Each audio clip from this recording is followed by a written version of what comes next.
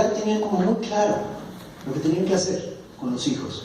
De la cuna a la tumba estaba muy claro y muy definido todo el asunto. Las familias tenían una estructura que no tiene nada que ver con la actual. Nuestros padres nos educaron pensando en un mundo que ya no es. Lo que nuestros padres nos dieron fue muy bueno para ese momento. En la actualidad habrá cosas que revisar. Es ponernos al día. Cualquier profesión requiere actualización. ¿Por qué la de mamá? ¿Por qué la de papá? No. ¿Cuándo es lo más difícil y probablemente lo más importante que vayas a hacer en tu vida? A ver, ¿quiénes tienen hijos entre 0 y 5 años de edad? ¿Okay? ¿Quiénes tienen entre 6 y 10? ¿Okay? ¿Quiénes tienen entre 11 y 15? Quiero ver esas caras de sufrimiento. ¿Okay? ¿Quiénes tienen hijos entre 16 y 20? Más sufrimiento. De 21 para arriba. Vale. Abuelas o abuelos aquí presentes, levanten la mano y démosles un aplauso muy especial a las abuelas.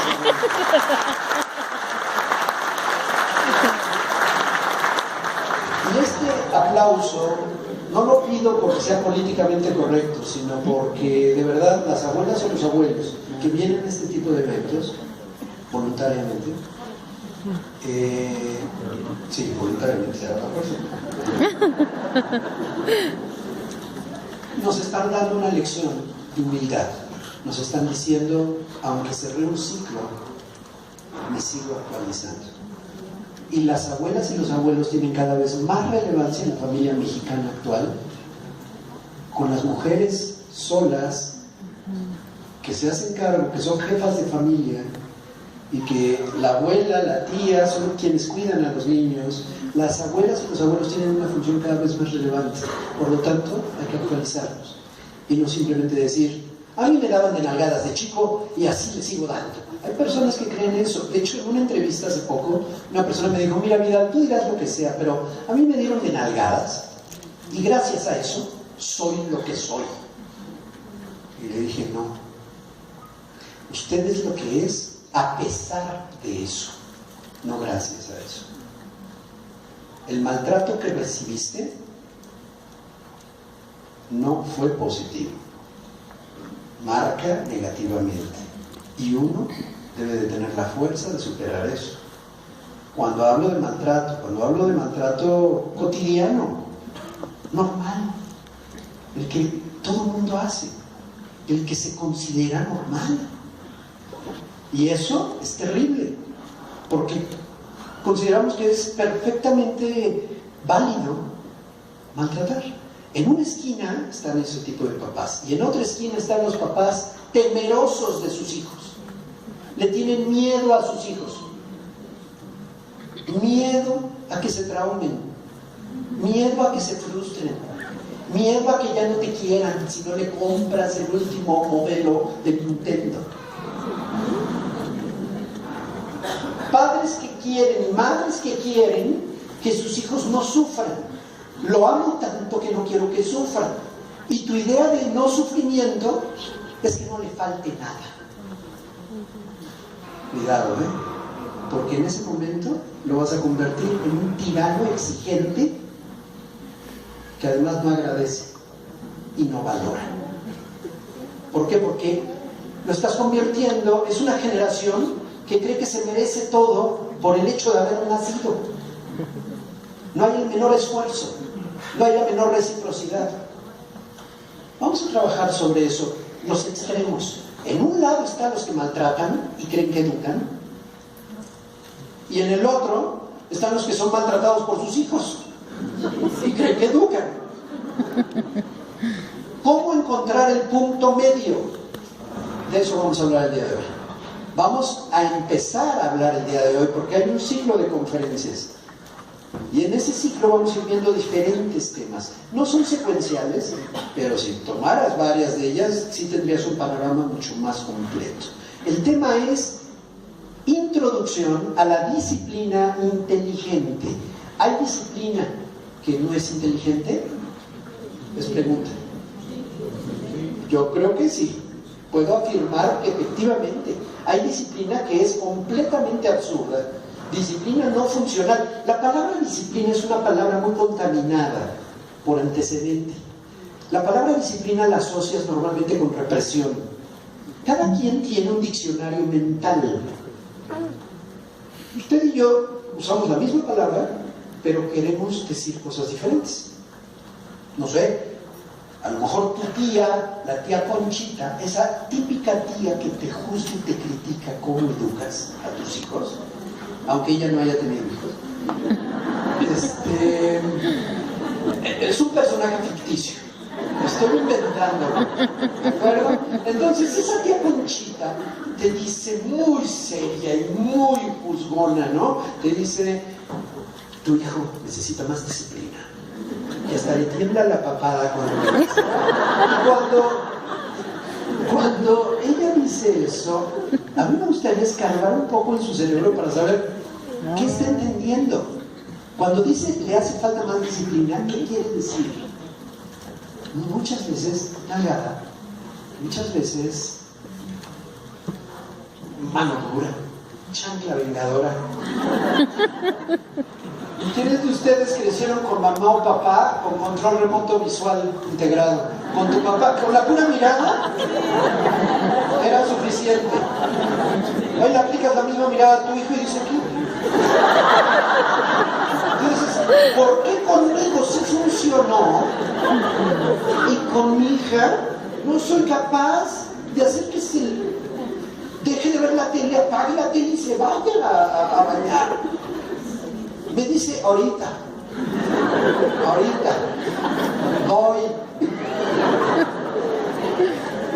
ahorita es ahorita. A ver, dentro de toda la confusión que puede generar la educación de los hijos, a las diferentes edades que me mencionan que sus hijos tienen, o sus nietos, es muy importante ubicar que hay un proceso inteligente que no requiere ni ni sombrerazos. Tampoco estoy diciendo que la vida, después de leer disciplina inteligente y haber tomado esta plática, vas a salir iluminado y entonces vas a decir, de ahora en adelante no hay conflicto alguno. Sería ridículo. Pero sí estrategias un poco más inteligentes, porque nos metemos como en un círculo vicioso. ¿Cómo salir de eso? ¿Te ha pasado alguna vez que le llamas la atención o sancionas a tu hijo de una manera tan fuerte que te sientes culpable? Y luego en el otro extremo cediste algo que no querías ceder y cediste, y dices, ya me vio la cara. Andamos como péndulo. Es un nuevo verbo. Yo penduleo. El penduleo.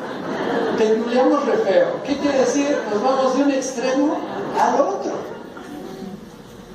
¿Cómo frenar ese péndulo y encontrar el punto medio? Bueno, para mí, y vuelvo a la introducción, es un honor que en una institución tan importante para este país haya este tipo de evento para formarte, insisto, estés trabajando donde estés trabajando, en la trinchera que estés. Eres papá, eres mamá, eres hermano, eres hermana, eres tía. Y la familia completa educa, no solo los padres. Entonces tu influencia es importante. Este tipo de eventos son fundamentales para el verdadero desarrollo de los trabajadores. Entonces, me doy de verdad por satisfecho de poder estar aquí. Vamos a ver, ahora vamos a entrar a los temas de cabeza sobre esto. ¿Qué es disciplina? La disciplina es el conjunto de estrategias que utilizas para fomentar juicios de valor que permitan a tus hijos o alumnos, si eres profesor, ser mejores personas en beneficio propio y de quienes les rodean. A ver, me regreso. La disciplina, si tú abres el diccionario, vas a encontrar definiciones. La de la tía Conchita, pero también vas a encontrar otras donde te dicen, por ejemplo, disciplina es una virtud, la constancia, la tenacidad para lograr una meta. Cuando tú dices qué disciplinada persona que logró tanto en su vida.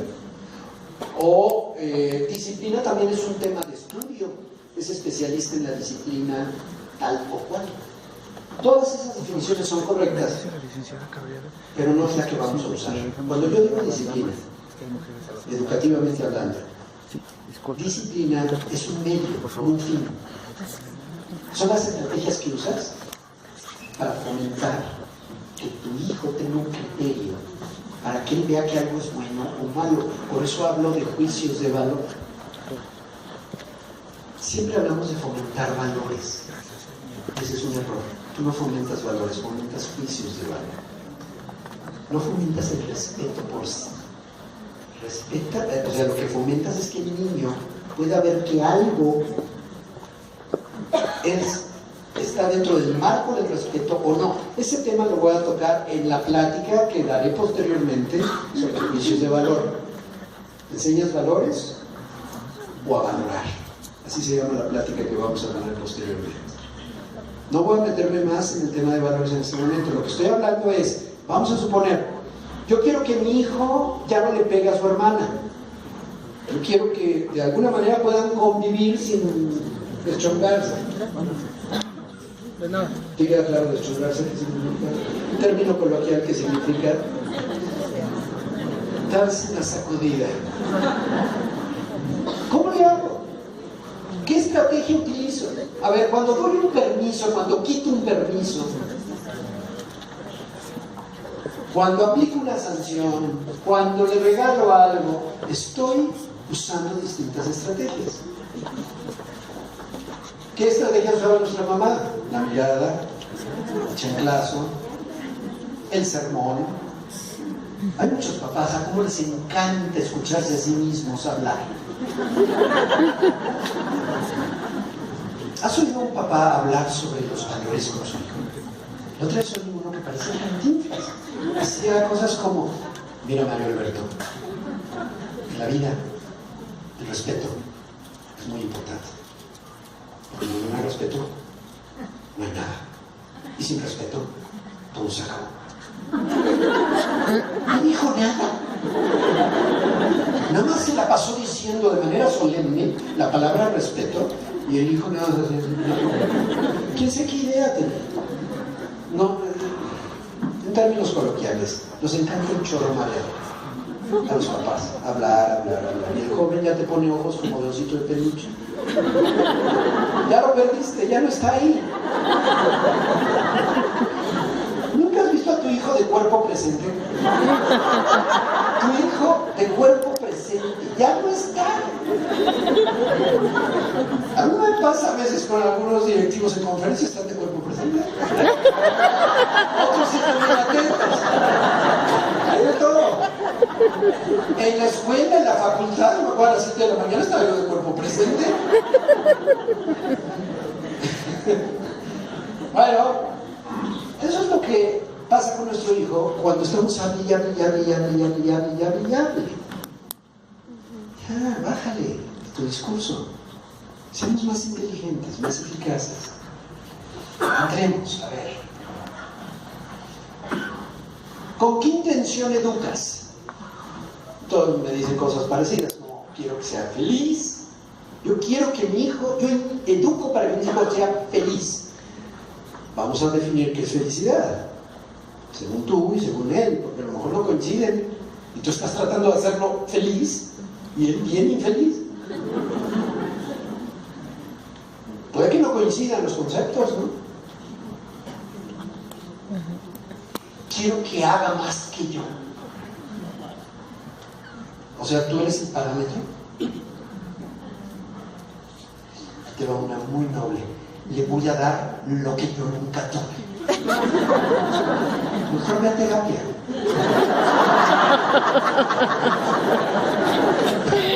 ¿Por qué te lo digo? Porque lo que tú nunca tuviste no necesariamente le afecta y le importa a él. En cosas cotidianas y simples, te lo digo, yo como papá de 4 caí en la misma. Caemos fácilmente. Yo siempre quise una autopista, escaléctrica. Nunca me la compraron. Se la pedí a los reyes, a Santa Claus, a mis papás menos.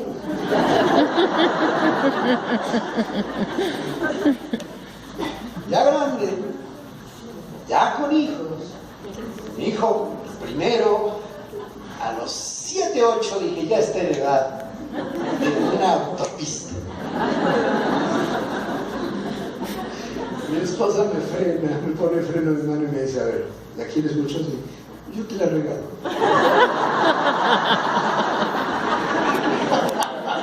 Pero no me importa, pepino tonto. No gastes en la autopista. Yo te lo sé.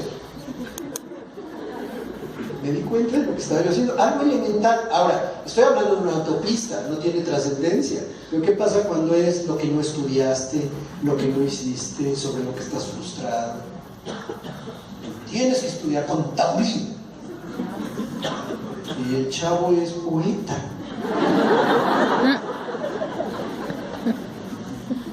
Esto es más serio de lo que parece, ¿eh? Ese es otro tema. Ya sobre todo es para las demás conferencias. Pues tengo que hacer preventivos, vamos a ver. ¿Con qué intención educas? Te lo pongo fácil. Para que tus hijos sean aptos para vivir su propia vida. Aptos, capaces, emocionalmente, intelectualmente, académicamente, en los distintos ámbitos de la vida. Pero fíjense por favor todos en esta pantalla. No dejen de ver la pantalla. Fíjense lo que voy a agregar. Va de nuevo.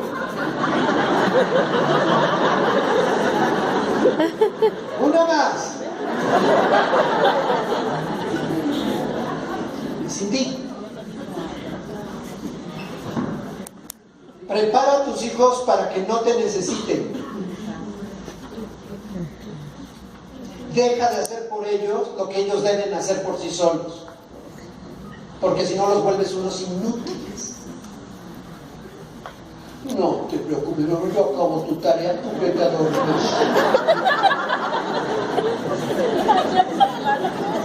No apuntaste la tarea, no te preocupes, ahorita me la mandan por WhatsApp.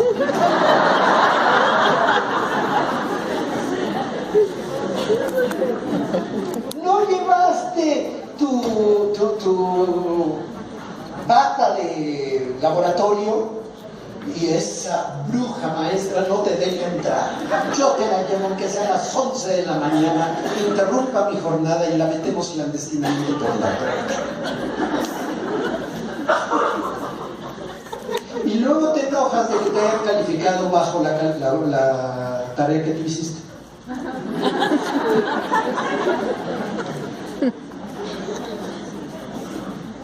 Sigue durmiendo con nosotros porque nació con reflujo.